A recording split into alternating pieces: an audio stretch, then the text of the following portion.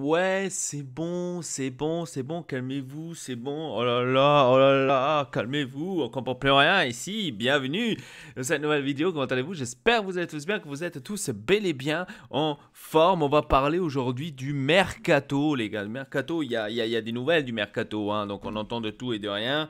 Donc, on va en parler nous aussi, hein, pourquoi pas, hein? On va en parler nous aussi. Il y a eu des officialités, il y a eu des trucs pas officiels, mais qui sont officiels, mais qui pourront être officiels, donc on comprend rien, bien sûr. Alors, on va commencer par l'officialité. Moses du Chelsea a été officialisé, donc enfin, un joueur qui arrive, enfin, après 80 millions d'années, ça va quoi. Donc Moses a été officialisé après 1 million de contrôles droite et gauche qu'ils ont fait ici et là. Il les a tous passés d'ailleurs. Il a fait les mêmes contrôles que Spinazzola là. Donc il les a tous passés, ça va tranquille.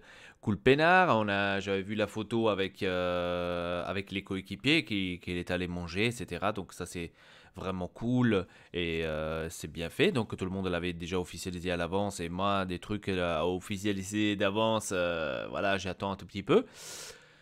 En tous les cas, je suis content. Moses est arrivé, c'est un bon joueur, il est pas mal, donc il faudrait attendre maintenant comment est-ce qu'il va s'insérer bien sûr dans ce jeu de Antonio Conte. Il connaît bien sûr Antonio Conte, il sait à quoi est-ce que Antonio Conte va et veut en venir, donc on va attendre maintenant comment ça va se dérouler, bien sûr. Et voilà, donc bienvenue à Moses. Moses, donc à l'Inter. L'autre histoire, c'était avec Politano. Politano, que ça n'a pas été réglé donc depuis la dernière fois avec Spinazzola. Qui est tombé on va dire en déclin et on savait pas. On savait pas maintenant qu'est-ce qu'on va faire de Politano. À ce qui paraît, il serait prêt pour partir au Naples. Donc il va partir à Naples. Politano, il manque seulement quelques détails, etc., etc. Mais à ce qui paraît, c'est déjà prêt, c'est déjà officiel, pratiquement. Bon, officiel, non, c'est pas officiel, mais c'est déjà clair qu'il va partir à, à la Lazio. Et voilà, donc pourquoi pas.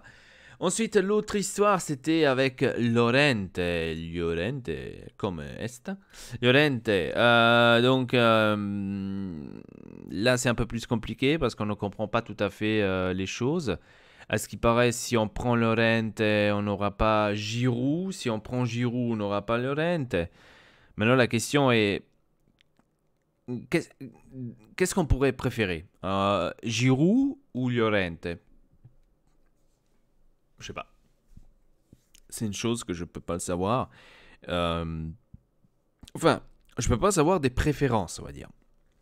Giroud ou Laurent, je peux pas savoir des préférences. Donc c'est un peu difficile maintenant de dire ah non mais je préfère plutôt celui-là, je préfère plutôt celui-là. Je sais pas, on verra maintenant comment ça va se dérouler, hein, on verra parce que, comme j'ai bien compris, Eriksen, enfin l'agent d'Eriksen est le même que Llorente.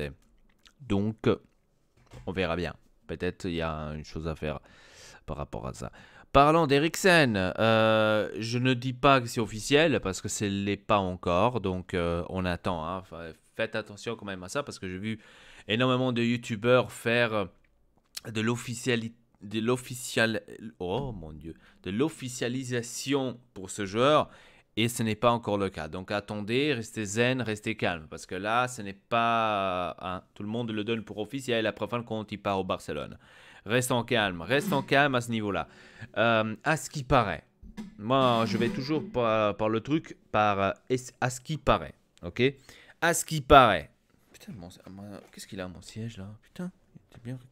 Alors, à ce qui paraît, Eriksen serait prêt à signer à l'Inter. Donc hier soir ou avant-hier, il y a eu, il y a eu justement cette rencontre avec le Tottenham. À ce qui paraît, il y aurait un accord total donc pour 15 millions plus 5 de bonus de la part de l'Inter, que ça arriverait justement aux 20 millions que Tottenham avait demandé justement depuis le début. Et à ce qui paraît, c'est officiel. À ce qui paraît, maintenant, les paperasses sont en train de se faire ou ils sont déjà prêts, etc. Il arrivera lundi. Donc, comme j'ai bien compris, lundi, il sera à Milan. J'ai même déjà lu qu'il sera déjà présent pour le match de l'Inter. Il sera déjà présent.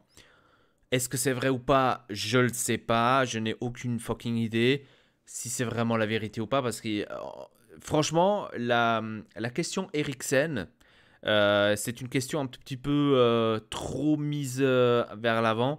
Parce qu'on en parlait tellement. Ouais, Eriksen, en fait, il va signer dans 2 jours. Ouais, Eriksen, dans 24 heures, c'est fait. Ouais, Eriksen, encore quelques détails et c'est fait. Oui, Eriksen. Donc, c'était tous les jours, c'était ça, en fait. Tous les jours, il arrivait demain. Tous les jours. Et il arrivait jamais. Donc, on va rester zen, on va rester calme et on va attendre maintenant vraiment réellement comment sont les choses avec Eriksen parce que je ne veux pas officialiser les choses avant. Quand c'est officiel, on le verra. Mais là, pour l'instant, on reste zen. Ensuite, Lazzaro est parti au Newcastle. Voilà, c'était quelque chose que je m'en doutais déjà parce qu'on voyait que le garçon ne s'insérait pas du tout tellement bien à cette Inter et même au Serie A, ça ne s'insérait pas tellement bien. Et donc, je pense que c'est la meilleure chose, la meilleure option à faire, c'était de le vendre. Je crois qu'il a été vendu pour 22 millions, si je ne me trompe pas, au Newcastle. C'est mieux que rien. On espère le mieux pour lui. Et voilà, donc il n'a pas rentré dans les projets de Kant. Et c'est comme ça, les gars. C'est comme ça. On peut pas le nier. On peut rien y faire. Donc, je trouve que c'est une bonne chose. Lazzaro, il faut dire, n'a pas fait énormément de choses maintenant à l'Inter pour dire que c'est peut-être dommage ou quoi que ce soit. Donc on attend par rapport à ça et voilà quoi. Donc Lazzaro c'est un jeune, oui, mais je pense que l'Inter n'est pas l'équipe où il pourrait évoluer le maximum. Hein, franchement, moi je vois ça là, comme ça. Après, peut-être on est en train de faire une énorme erreur, que peut-être maintenant à Newcastle il va exploser. Je ne le sais pas. Il y a tout qui peut arriver dans le foot, hein, mais personnellement je pense pas. Voilà, donc pour l'instant, c'est ça des actualités du mercato de l'Inter. Pour l'instant, c'est ça. Et je suis assez content que ça commence à prendre de l'ampleur parce qu'il y en a eu beaucoup des supporters de l'Inter qui ont déjà envoyé chez Suning, ils ont déjà envoyé chez Marotta, etc. etc. Déjà parce que on a perdu la première place et donc tout le monde était perplexe, et pensait déjà ouais, c'est de la merde. Non, c'était calme, c'est pas de la merde encore. Ce n'est pas tout à fait fini. Mais il faut pas penser à ça. Je vous avais dit déjà dans une vidéo, il faut pas penser à ça. Il faut pas penser à gagner le championnat parce que ça, c'est une chose pour l'instant impossible d'y arriver. Certes, si la Juventus laisse ce pas et que nous on en profite, c'est le bienvenu, c'est clair. Mais pour l'instant, il faut pas penser au championnat, hein, d'accord? Donc restons zen. Après, il y a eu une question aussi par rapport à Eriksen que j'avais vu, enfin j'ai entendu ce matin. C'est par rapport qui va être mis de côté quand Eriksen va arriver. Ça, c'était la question que ça a été, enfin, qu'on l'a posée. Et la plupart disaient que, enfin, surtout la Gazette, ça je trouve toujours marrant. La Gazette disait que, à ce qui paraît, Eriksen arrive et Sensi va partir. Que c'est complètement des conneries, hein, c'est clair. Mais la question que maintenant je me pose, maintenant comme ça en général, mais dites-moi dans les commentaires comment vous en pensez certainement sur ça, hein, c'est vous croyez pas que on est en train de construire peut-être comme la Juventus parce que ça serait bien d'avoir par exemple Eriksen titulaire et sur le banc d'avoir Sensi. Ce serait quand même pas mal comme idée. C'est-à-dire d'avoir quand même, de changer quand même de la qualité avec de la qualité. Ce serait quand même pas mal. Quoique Eriksen, il faut dire que je peux pas maintenant dire c'est le dieu, hein, parce que là, il faut rester un peu calme, il faut voir un peu comment il va jouer maintenant en Serie A, comment il va s'insérer, etc. D'après ce qu'on avait vu à Tottenham, c'est un très très bon joueur, surtout c'est enfin un joueur qui s'est tiré des coups francs. Ah, putain, et ça fait une éternité que je... Le dernier que je me rappelle qui savait tirer des coups francs à l'Inter, c'était Wesley Schneider. Schneider, en 2010. Donc c'était le dernier qui me vient maintenant en tête qui savait tirer les coups francs à l'Inter. Après le reste, tout ce qui est arrivé, c'était du bullshit niveau 10. Donc voilà quoi. Hein. Donc ça fait quand même plaisir qu'un joueur comme ça, comme Eriksen, arrivera ou arrive, je sais pas. Euh, je reste zen là-dessus. Et ça serait quand même pas mal. Enfin, un joueur qui s'est tiré du coup franc, c'est déjà pas mal. Et qu'il a et qui sait très très bien tirer des buts de l'extérieur, comme a fait Lukaku par exemple, dans certaines actions. Et donc ça serait quand même pas mal, lui aussi, de voir un tout petit peu ce qu'il sait faire. Maintenant, d'aller dire que c'est un énorme joueur, un top player des tops, je reste quand même un tout petit peu encore avec les pieds par terre.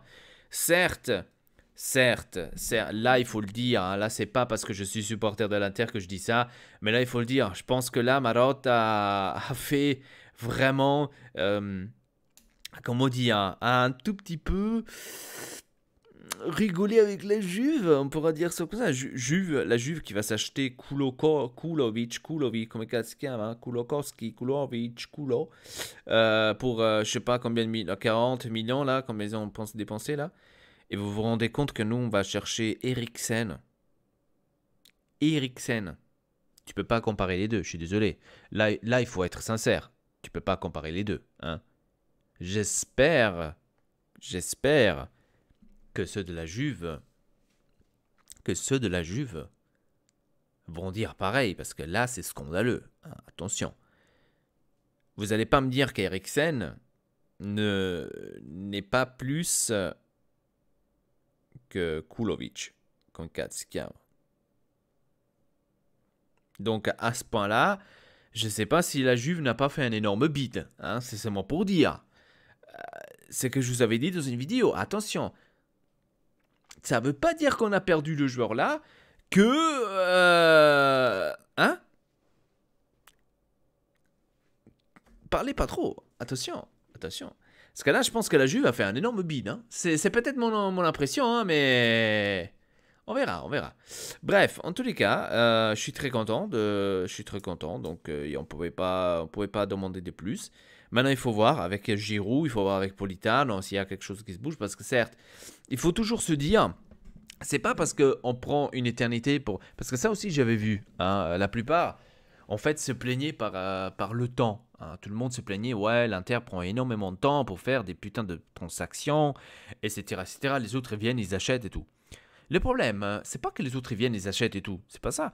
Le problème, c'est que tout simplement, il faut que tu sois sûr que tu arrives à arriver au bilan après du fair play.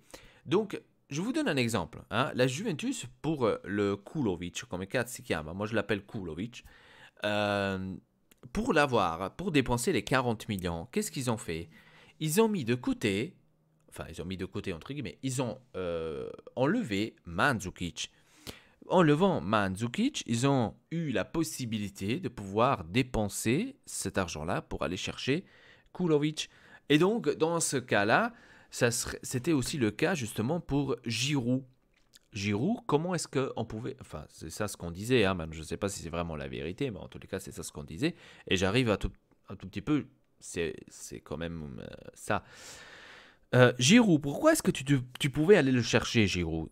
Tout simplement parce que si tu donnerais Politano, tu pouvais aller chercher Giroud. C'est logique. Hein, c'est complètement logique ou pas? Donc, si tu vas chercher Giroud, tu peux aller chercher Politano. Non, le contraire. Si tu donnes Politano, tu peux aller chercher Giroud. Donc, pourquoi? À cause de trucs de fair play. Tu peux pas aller... Si, ils peuvent aller chercher Giroud. Mais après, s'ils ne sont pas sûrs qu'ils vont... qui vont s'en débarrasser entre guillemets de Politano, ils vont rester avec un bilan en moins. C'est-à-dire, si tu n'es pas sûr que tu donnes un joueur, si tu donnes un joueur tu ne peux pas aller chercher un autre. C'est la même chose avec Eriksen. Je pense qu'Eriksen, la chose qui a débloqué, je dirais, Eriksen, c'est Lazaro. Je dirais, maintenant je ne sais pas, peut-être je suis en train de vous dire une connerie, que c'était pour Moses. Moses, je l'appelle Moses. Lazaro, je ne sais pas. Mais en tous les cas, ça devrait être ça, parce qu'il faut que tu débloques quelque chose pour que tu peux activer l'autre. C'est logique, c'est comme ça. Hein. C'est pour ça qu'en fait ça dure autant de temps, etc. Et Eriksen, ça a duré pourquoi autant de temps? Parce que on n'avait pas encore le joueur qui partait. Voilà, c'était ça en fait. Bref, en tous les cas, dites-moi dans les commentaires comment vous trouvez ce mercato de l'Inter pour l'instant. Ça me ferait extrêmement plaisir.